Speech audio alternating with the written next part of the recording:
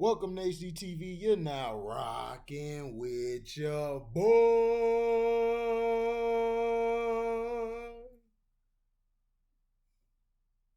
As Russia's assault in Ukraine intensifies, fear of radioactive fallout from accidental or intentional attacks on Ukraine's nuclear plants or from the use of a nuclear bomb has triggered surging demand for potassium iodide pills.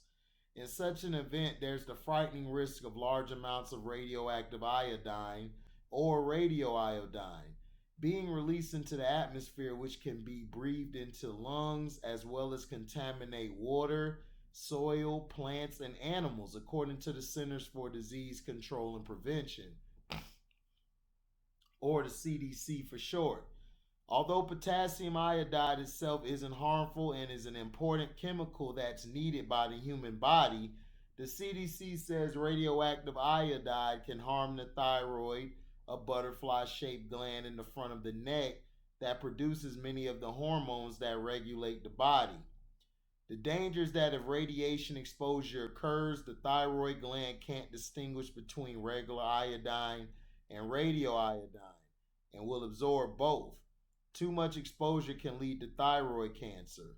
When used as directed, potassium iodide in liquid or pill form can quickly saturate the thyroid gland and prevent it from absorbing radioactive iodine.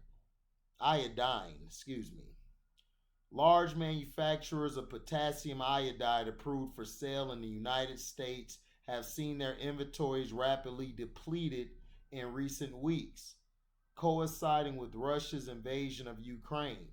As supplies in the market dry up, price gouging has set in. On eBay, 4 boxes of ThyroSafe potassium iodide tablets were listed for $132.50 on Monday. Another listing for a box of Iosat 130 milligram pills was selling for $89.95 each. The 14-pack box of the Iosat tablets made by Anbeck sell for $13.99 on the manufacturer's website. It's also important to know that potassium iodide pills aren't a cure-all and don't offer 100% protection against radioactive iodine. The CDC warns that a single dose protects the thyroid gland for just 24 hours. The agency said taking a higher dose or taking it more often than recommended does not offer more protection and can cause severe illness or death. The CDC also cautions that potassium iodide pills only protect the thyroid and work best for certain age groups. Anbex Incorporated, based in New York, is a leading supplier and produces 65 milligrams and 130 milligram Iosat potassium iodide tablets. Its website currently shows a message saying, "We are currently out of stock of Iosat potassium iodide 130 milligrams and 65 milligram tablets. We hope to be back in stock in early April, but we're pushing for late March," said Troy Jones, Vice President of Sales and Marketing for Anbex. Jones also runs a website, www.nukepills, which is www.nukepills.com, that sells Anbex potassium iodide pills.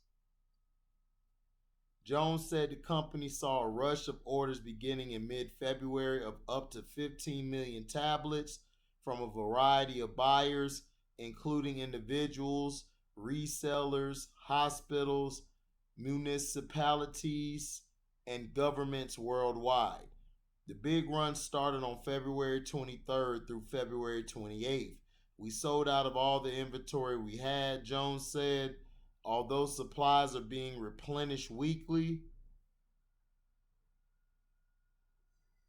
excuse me guys, I had to yawn. Although supplies are being replenished weekly, they're selling out just as fast. In the past 5 days, we probably sold as much as what typically would take us half a year to sell, he added. The timeline, Jones said, matched reports last month that Russian forces had seized control of Ukraine's Chernobyl or Chernobyl nuclear power plant. The plant's electrical system was reportedly damaged during the attack and required repair work. Historically, demand for potassium iodide spikes when there's a real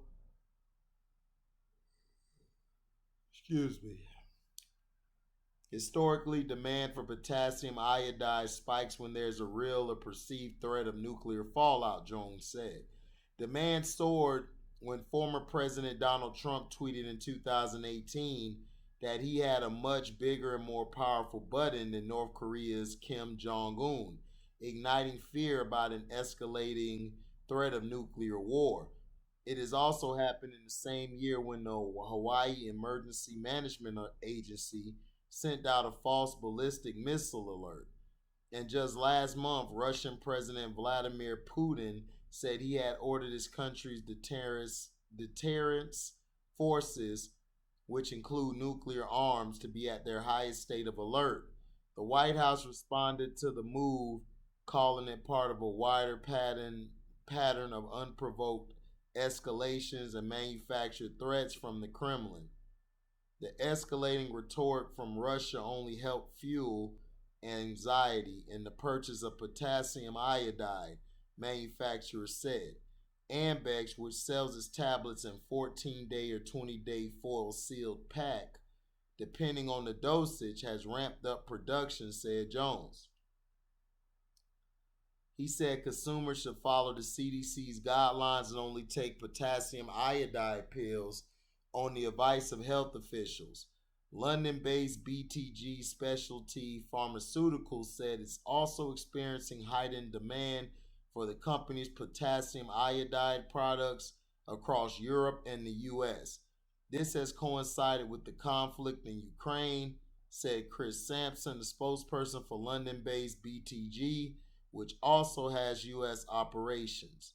BTG makes ThyroSafe, an FDA-approved 65 milligram over-the-counter potassium iodide tablet.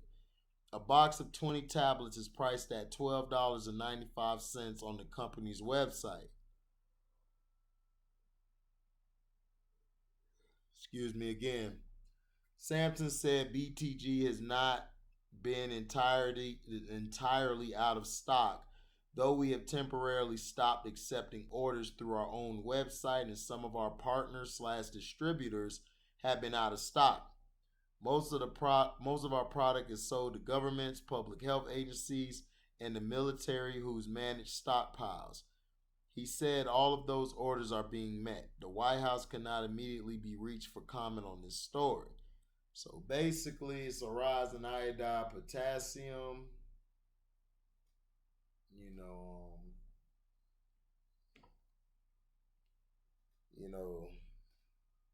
We'll see, man, what else transpires to see if they're able to create some or put it out, but it seems like their supply isn't meeting their demand. So let me know about the story, guys. How do you feel about it? And let me see. I think they're talking about it here.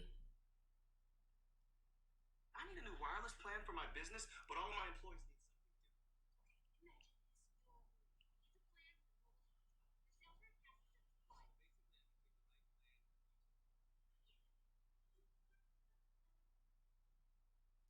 an Abbott Labs vice president who says, as a healthcare company, we have an important purpose, which is why at this time, Fair Use Act of 1976, in which we operate, who depend on us for essential products. His name is Scott Stoffel. And then Abbott is identified as manufacturing and selling medicines in Russia for oncology, women's health, pancreatic insufficiency, and liver health. The question is, how dependent are the Russians on so-called big pharma? The Russians are very dependent on global pharmaceutical companies to help them both produce drugs inside the country as well as the importation of drugs. So about 20 years ago or so, about 90% of all the drugs in Russia were imported from outside the country. This was a huge priority for Vladimir Putin to essentially really build up domestic manufacturing of pharmaceuticals. He formed partnerships with Eli Lilly, with Abbott, with Pfizer. Many of these companies all came in. They helped build manufacturing facilities there, and they are crucial to the domestic pharmaceutical industry inside Russia. Is this a legal issue, a moral issue, or some combination of both? I think it's a combination of both. It is true that medicines are considered, they are different than a hamburger, as Nell Minow says in my piece. There's a difference between a hamburger and a pill, she says. And it is true that essential medicines during other global conflicts have continued to flow. That included, in apartheid era South Africa, there were exemptions made for essential medicines. So these pharmaceutical companies essentially say, not only do we need to continue to supply pharmaceuticals to people in Ukraine and the region, but also to Russia as well. I mean, the issue as I look at it is whether the United States, in an effort to really turn up the heat on Putin, is willing to risk its moral high ground. Professor Jeffrey Sonnenfeld, who's often a guest on this program, gave you a very interesting quote. Let's put that up on the screen. He, of course, from Yale, and he says that pharmaceutical companies that say they must continue to manufacture drugs in Russia for humanitarian reasons are being misguided at best, cynical in the medium case, and outright deplorably misleading and deceptive. He goes on to say, Russians are put in a tragic position of unearned suffering. If we continue to make life palatable for them, then we're continuing to support the regime. And finally, he says, these drug companies will be seen as complicit with the most vicious operation on the planet. Instead of protecting life, they are going to be seen as destroying life. The goal here is to show Putin is not in control of all sectors of the economy. What reaction do you have to the quote that Professor Sonnenfeld gave you? Well, I think he's making a very strong argument. I think there's plenty of other people who would say, including Nell Minow, who would say, look, that it is immoral to deny life-saving medications, oncology medications, those sorts of things to Russians simply because their president has invaded Ukraine.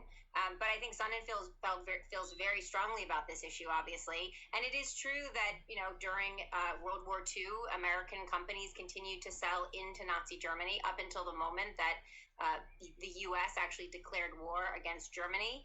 Nell Minow and some other ethicists would say until the U.S. actually engages directly in war with Russia, or unless we were to engage directly in war with them, that these pharmaceutical companies are in the right to continue to sell and manufacture pharmaceutical drugs inside the country. You have to worry as well. I mean, my heart is with Jeffrey Sonnenfeld. My head is telling me something different. I worry that we're playing into Putin's hand because he's already trying to project this as, or portray this as, an economic war that the West is waging against Russia. And now, if all of a sudden he can parade citizens who need their insulin, it probably does him a world of good in a propaganda sense. Well, it's really interesting, right? We've seen how dependent the West, and particularly Europe, is on Russian oil. So clearly that was a strategy from Putin for many years, right? Get the West to be dependent on Russian oil. And in the same way, Russia is in a sense dependent upon European and American pharmaceutical companies for their life-saving drugs and life-sustaining drugs. So in a sense, it is a leverage point for the West, depending on how Western governments want to use that point is up to them. But in the same way that Putin is really essentially threatening the West with access to energy, the West could, in a sense, threaten Russia with access to drugs.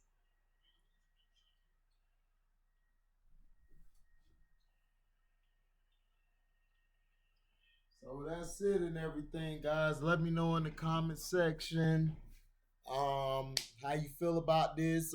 Basically gave you a little more a treat, showing that the sanctions it's kind of an up and down feeling because they want to also help the citizens, but they also don't want to hurt them, But let me know in the comment section what you thought about this. Thank you for listening. Like, comment, subscribe, share this. Hit the notification bell to select all to receive upcoming notifications. And if y'all love what y'all hear, you can donate to the page by going to my description box, hitting that link to my Cash App. You can donate Whatever you're willing to, we accept it. And if you guys love when we're going live or premiere, you guys can also super chat. So thank you guys for listening, man. We out. DEEZY.